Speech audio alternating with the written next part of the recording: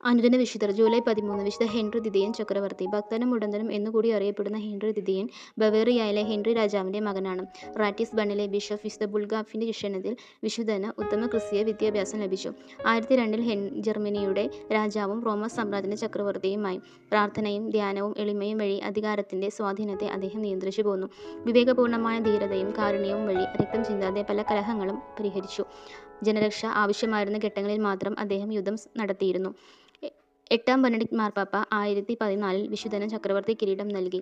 Saint Mary's major ദേവാലയത്തിൽ വെച്ച് ഈശോ ദിവ്യബലി സമർപ്പിക്കുന്ന ഒരു ദർശനം അദ്ദേഹത്തിന് ഉണ്ടായി. സുവിശേഷ വായനയ്ക്കു ശേഷം സുവിശേഷം ചുംബിക്കാൻ ചക്രവർത്തി നൽകുകയുണ്ടായി.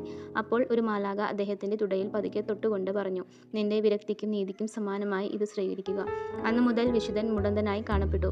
1204 ആത്മാവിനെ അദ്ദേഹം ദൈവകരങ്ങളിൽ സമർപ്പിച്ചു. 1147 അദ്ദേഹം വിശുദ്ധനായി പ്രഖ്യാപിക്കപ്പെട്ടു.